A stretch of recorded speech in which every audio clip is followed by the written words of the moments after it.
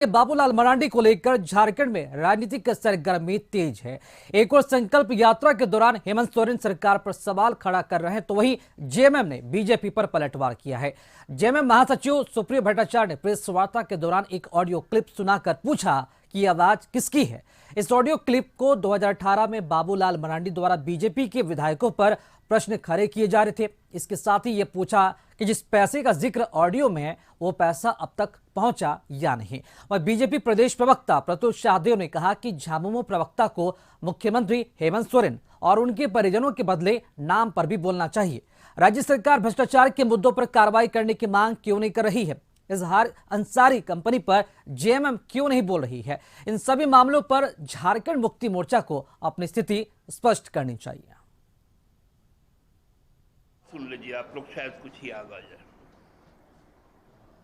महेश पोद्दार जी के द्वारा श्री दीपक प्रकाश की निगरानी में श्री नवीन जायसवाल नगद 2 करोड़ रुपया चंदेश्वर प्रसाद सिंह के द्वारा श्री दीपक कुमार वर्मा की निगरानी में श्री अमर कुमार बावरी 1 करोड़ रुपया विरंची नारायण के द्वारा श्री संजय सेठ की निगरानी में श्री आलोक कुमार चौरसिया 2 करोड़ रुपया श्री अनंत ओझा के द्वारा श्रीमती उषा पांडे की निगरानी में श्री जानकी प्रसाद यादव 2 करोड़ रुपया श्री रघुवर दास जो राज्य के मुख्यमंत्री उनके द्वारा श्री राजेंद्र सिंह की निगरानी में वो लिखते हैं कि उपलब्ध 11 करोड़ रुपया की सारे पर्ची मैंने क्या कहते हैं पावती प्राप्ति पर्ची मुख्यमंत्री को सौंप दिया गया है और शेष राशि 36 माह के बाद खुद राज्य के मुख्यमंत्री उन लोगों को उपलब्ध कराएंगे।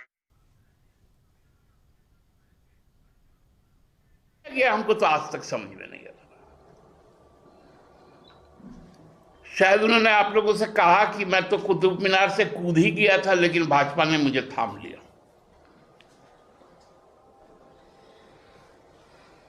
पूरी तरह से मानसिक तौर पर वो इतना खाली हो चुके हैं,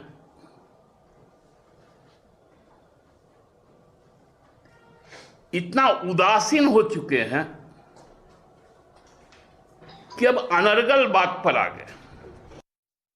भ्रष्टाचार कभी भी सेलेक्टिव नहीं हो सकता। इनको ये बताना चाहिए कि इस मुद्दे पे इनकी चुप्पी क्यों रहती है कि माननीय मुख्यमंत्री जी को जब जमीन लेना होता है तो वो हेमंत सोरेन से हेमंत कुमार सोरेन बन जाते हैं। क्या ये भ्रष्टाचार नहीं है? बसंत सोरेन जी बसंत सोरेन से बसंत कुमार सोरेन बन जाते हैं। क्या ये भ्रष्टाचार नहीं है? इनको ये भी बताना चाहिए कि जो वीरेंद्र राम जब गिरफ्तार हुए थे चीफ इंजीनियर, तो उस समय इन्होंने 3000 करोड़ के टेंडर्स को 600 टेंडर्स को रद्द किया था। तो क्या वो भ्रष्टाचार नहीं था? लेकिन उसके बाद उन पर एफआईआर क्यों नहीं की?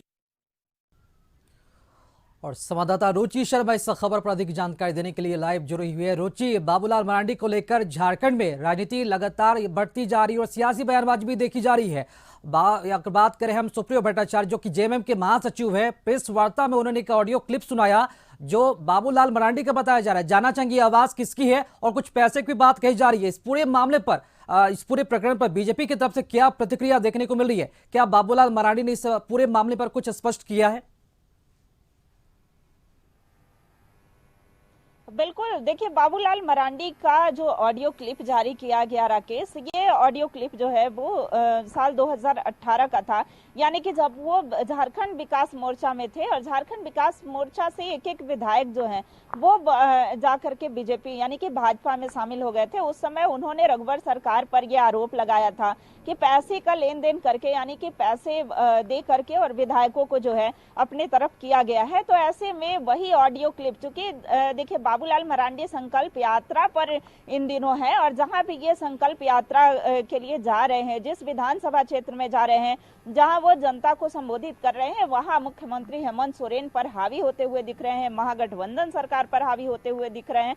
देखिए उन्होंने 10,000 करोड़ के अवैध खनन घोटाले का जिक्र किया और उन्होंने बताया कि विभागीय जो है कहां कहां और किस किस विभाग में कितने करोड़ का घोटाला हुआ है। हालांकि देखिए झारखंड मुक्ति मोर्चा ने बाबूलाल मरांडी द्वारा लगाए हुए आरोपों को सीधे तौर पर खारिज करते हुए कहा कि इन्हें जो है बैलेंस शीट जो है वो जारी करनी चाहिए, यानी कि एग्जैक्ट आंकड़ा जो है वो आना चाहिए कि कहाँ कितना घोटाला हुआ है।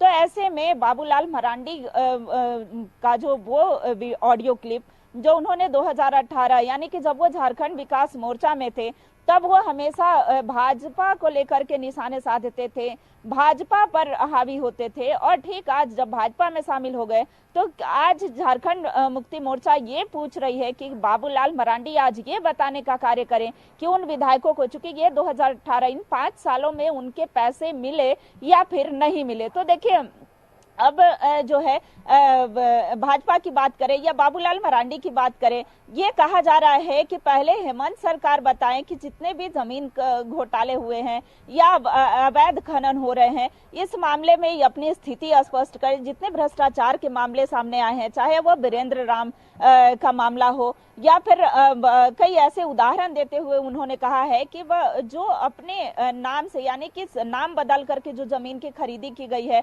चाहे वो हेमंत कुमार सोरेन का हो, बसंत कुमार सोरेन का हो, तो ऐसे नाम बदल करके जहां जहां जमीन खरीदे गए हैं, वहीं फिर भ्रष्टाचार के आरोप में जो लोग पकड़े गए हैं उन पर सरकार प्राथमिकी दर्ज क्यों नहीं कराई। देखिए वीरेंद्र राम का उदाहरण दिया गया राकेश की, वीरेंद्र राम पर सरकार प्राथमिकी अब तक क्यों नहीं दर्ज की है। तो ऐसे में देखिए आरोप प्रत्यारोप का जो दौर है वो दोनों ओर से हो रहा है। लेकिन बात करें भाजपा की, तो भाजपा भी झारखंड मुक्ति मोर्चा के सवालों पर स्थिति स्पष्ट नहीं कर रही है। लेकिन केंद्रीय जो महासचिव हैं सुप्रियो भट्टाचार्य, उन्होंने कहा कि बाबूलाल मरांडी को लेकर के बहुत जल्द ही एक बड़ा खुलासा हम करने जा रहे हैं, जिस पर कि कार्य हो रहा है।